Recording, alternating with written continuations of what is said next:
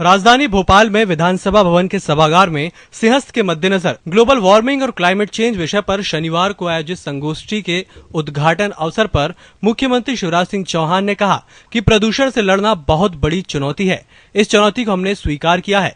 अगले साल उज्जैन में होने वाले कुंभ में जब सारे देश के साधु संत महात्मा जुटेंगे तो इस पर मंथन होगा। मुझे पूरी उम्मीद है कि वे इस मामले में जरूर कोई ठोस समाधान निकाल लेंगे।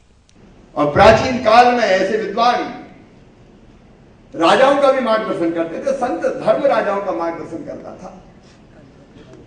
उसने मन में स्वाभाविक रूप से विचार आया कि परंपरागत कुंभ होगा, सिंहस्थ होगा, लेकिन उसके साथ एक वैचारिक महाकुंभ वो जरूरी है। तो 4 विषय तय हुए। मूल्याधारित जीवन, धर्म का जो मूल तत्व है उस पर चर्चा और बातचीत इंदौर में हुई। फिर पर्यावरण, ग्लोबल वार्मिंग, जलवायु परिवर्तन महत्वपूर्ण विषय है। फिर धर्म और विज्ञान इस विषय पर चर्चा हुई। वहीं आध्यात्मिक गुरु श्री श्री रविशंकर ने कहा कि देश में पृथ्वी, वायु, अग्नि, हवा, पानी को सुरक्षित रखना एक बड़े युद्ध की तरह है। उन्होंने कहा कि रासायनिक खाद को अन्य देशों ने खारिज किया है, उसे अपने देश में आत्मसात करना गलत है।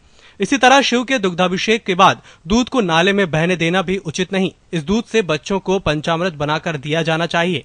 आध्यात्मिक गुरु श्री श्री रविशंकर ने देश में असहिष्णुता को जरूरी बताया। उन्होंने कहा कि जहां हमें सहिष्णु होना चाहिए वहां हम असहिष्णु हो रहे हैं और जहां असहिष्णु होना चाहिए वहां सहिष्णुता दिखाने लगे हैं। अब देश को बढ़ते प्रदूषण, अन्याय, अधर्म के प्रति असहिष्णुता की जरूरत है। पर्यावरण प्रदूषण के विरोध में लड़ने का बहुत बड़ा युद्ध है। वो युद्ध के लिए आपने कहे हम सब तैयार हैं, आप सिर्फ शंख बजाओ। हाल ही में ये बहुत चला, भारत में असहिष्णुता बढ़ गई। भारत में बहुत इंटॉलरेंस बढ़ गया है।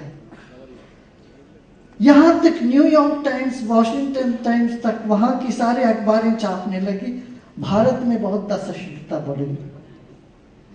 हमने कहा भारत में असहिष्णुता चाहिए, हमें इंटॉलरेंस चाहिए। किसके प्रति? प्रदूषण के प्रति, अन्याय के प्रति, अधर्म के प्रति, अशुचिता के प्रति हमें असहिष्णुता चाहिए। हम बहुत सहिष्णु हैं, बहुत ज्यादा हो गया हमारा सहिष्णुता। भविष्य के अंदर लोग बादलों की चोरी करेंगे, भविष्य के अंदर लोग पानी के लिए आर्द्रता को शोषित कर लेंगे और इस प्रकार के यंत्र बनेंगे कि कहाँ फिल्टर प्लांट लगाना, कहाँ कुछ करना। अपन एक काम करो, हवा में जो इस समय घुलनशील पानी है इसको एक्सट्रैक्ट कर लेते हैं, हवा ड्राई हो जाती है, जो हो जाने दो।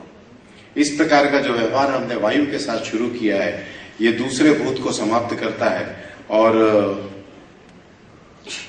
यही क्रम चलते चलते अगर रहा तो आने वाली दिशा इसकी कितनी खराब होगी ये उन इलाकों से पूछना चाहिए जहां पीने के योग्य पर्याप्त पानी नहीं है।